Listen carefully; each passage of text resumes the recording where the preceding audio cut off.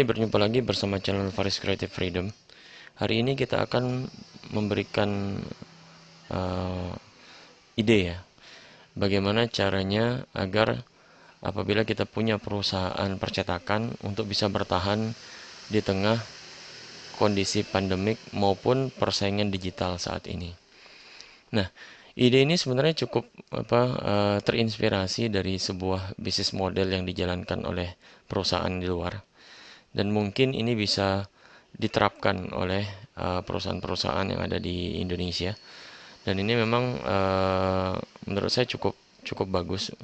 Di samping kita dapat dari sisi digitalnya, terus bisnis yang tradisionalnya tetap berjalan. Nah, bisnisnya itu adalah cara transformasi atau digitalisasinya adalah eh, kita membangun seperti bisnis Canva. Jadi kalau eh, teman-teman bisa buka ya langsung canva.com. Ini salah satu situs favorit saya, ya kan. Jadi mereka ini sebenarnya menawarkan berbagai macam desain. Jadi kita di sini bisa mendesain logo, kartu bisnis, ya kan. Terus kiriman buat Instagram, bikin poster, selebaran. Terus kita juga bisa bikin kartu nama. Nah, di sini mereka juga menawarkan beberapa template ya. Jadi kita tinggal pakai template langsung jadi. Nah, ada juga template itu yang sifatnya gratis dan ada juga yang sifatnya berbayar. Nah, ini yang sebenarnya bisa dijadikan ide buat teman-teman pebisnis percetakan ya. Jadi bisa apa? Orang atau pengguna ataupun customernya itu bisa langsung mendesain sendiri tampilannya, ya kan, kartu namanya, tulisan sebagainya. Begitu sudah selesai mereka bisa download, ya kan, ataupun mereka bisa request ke percetakannya kita, ya kan, untuk bisa dicetakkan nanti dikirim ke rumah. Itu konsepnya sih seperti itu. Nah, jadi saya coba kasih satu contoh. Ini contoh ya, kita bikin template untuk kartu nama. Nih saya kalau di versi desktop ini ada template, ya kan, kartu nama.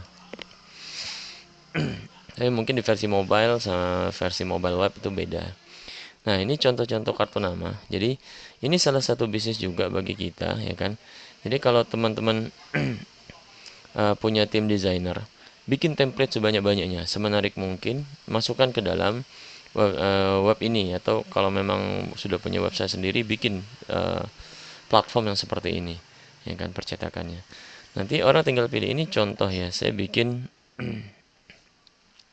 kartu nama buat saya. Contoh ya, ini saya bikin kartu nama, saya tinggal pilih nih mana yang saya suka, tergantung dengan tipikal bisnisnya kita. Jadi kita mau bisnisnya apa, tinggal kita cari. Ini misal contoh ya, saya bikin kedai, ya kan. Nih tadi saya bikin kedai, langsung diklik, ya kan. Terus oh ternyata ini berbayar untuk bikin uh, cari yang gratis aja deh, kategori, ya kan. Semuanya warna, template-templatenya ini mana yang gratis ya. Kemarin sih saya bikin yang ini sih yang gratis di rumah.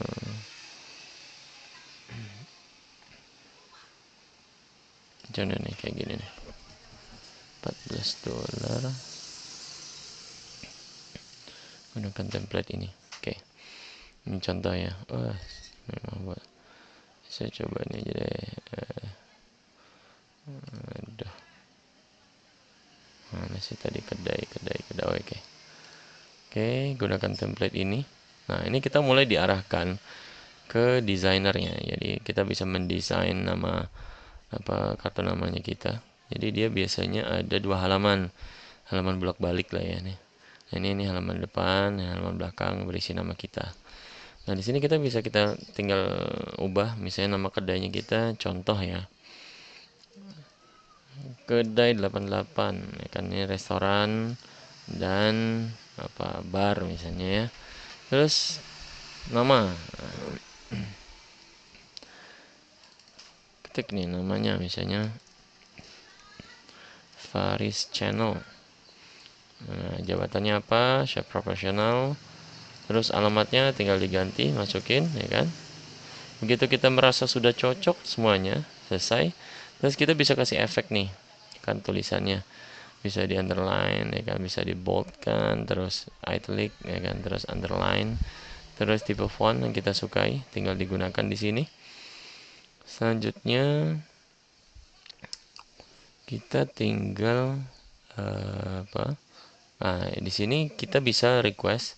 Jadi customer kita bisa bisa request cetak kartu nama. Nah, jadi cetak kartu nama ini nanti dikirim ke sistem, ke adminnya kita, jadi admin perusahaan kita. Nanti contoh seperti ini tampilannya. Jadi apakah mau dua sisi dicetak ataupun hanya satu sisi, terus pilihan halaman, opsi-opsi lainnya, kertasnya tipe jelas standar, premium, ya kan.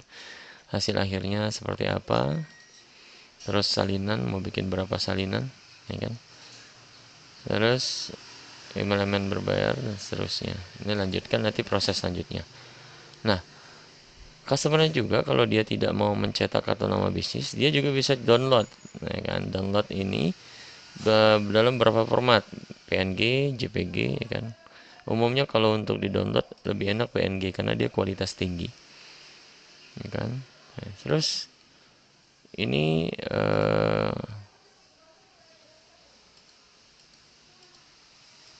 ini masuk dalam kategori ini ya, apa? Gambar premium ya.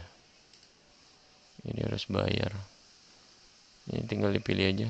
Kalau mau dibayarin, bayarnya murah sih, $1 ya kan. Udah, ini selesai misalnya.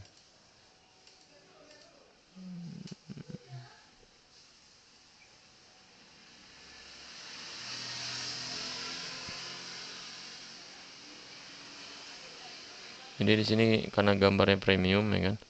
Jadi kita dikasih nih mulai uji coba gratis nih. Kalau kita daftar sebagai Canva Pro, kita bisa dapat 60 juta gambar lainnya gratis ya kan. Jadi gambar ini nih yang bikin bayar nih. Itu gambar premium. Jadi so far ini tidak bisa kita langsung ya, jadi harus bayar. Tapi setidaknya kita udah dapat gambaran. Nah, ini mungkin sudah kebayang ya bagaimana perusahaan percetakan itu bisa memulai bisnis digitalnya. Jadi bukan hanya sekedar buka apa counter pemesanan online via Facebook, Twitter dan sebagainya. Jadi itu belum optimal pendapatan revenue-nya. Dengan metode seperti ini bisa optimal. Jadi nanti kita ini ya coba saya tampilkan bisnis model Canvasnya seperti apa. Nah, mungkin sekilas seperti itu, kita langsung beralih ke bisnis model Canvasnya ya. Jadi kalau customer segmennya kita adalah kita ada pengiklan customer segmennya kita. Jadi kita bisa pasang iklan di situsnya kita ya kan. Perusahaan ini untuk perusahaan yang mau bikin apa? Cetak apa namanya? Gambar di gelas misalnya, atau apa di apa? Flash disk misalnya dengan gambar atau cetak tertentu ya kan. Terus macam-macam, baik untuk gimmick misalnya. Terus ada personal, untuk personal, jadi misalnya cetak kartu nama personal. Nah, selanjutnya channel penjualannya kita adalah menggunakan mobile apps, website apps ya kan, sama store. Store ini tetap kita tidak bisa tutup ya, meskipun kalau memang ada niat mau tutup, tapi ya rugi ya kalau memang sudah punya toko sendiri. Selanjutnya customer relationship-nya kita itu kita manfaatkan website, Facebook, Twitter ini buat punya media promo, sama platform kita sendiri, ya kan.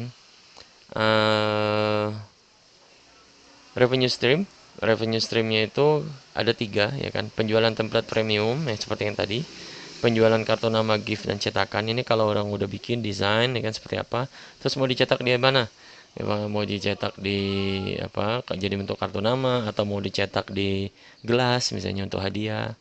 Dan ketiga adalah pendapatan per iklanan. Nah, value proposition, jadi benefit yang kita tawarkan, kalau bagi pengguna, perusahaan maupun personal, jadi mereka bisa dapat akses ke ribuan template dan mendesain sendiri sesuai keinginan. Ya kan, ini yang free, tapi kalau yang premium itu bisa jutaan template, ya kan. Terus yang kedua, bisa download ataupun langsung dicetak sesuai pesanan. Nah, bagi pengiklan, ini mereka bisa memanfaatkan platform itu sebagai tools untuk beriklan yang paling efektif. Nah, key resources yang menjadi kunci dalam bisnis ini adalah kontrak ya, pasti dengan partner kunci.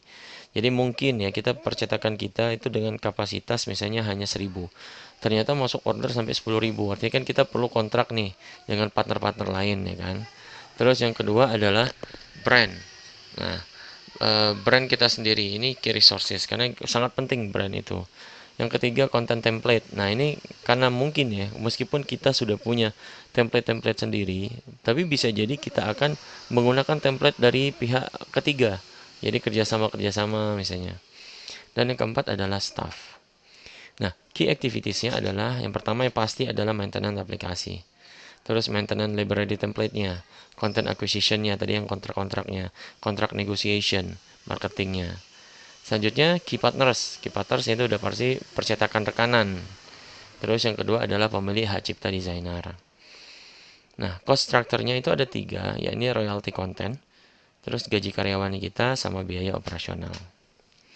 Nah, mungkin ini ya sedikit ide bagi teman-teman yang berbisnis di percetakan, bagaimana caranya biar bisa kita bertahan atau survive ya di bisnis dengan kondisi kita berhadapan face to face langsung atau head to head langsung lah dengan bisnis-bisnis digital. Semoga bermanfaat dan terima kasih.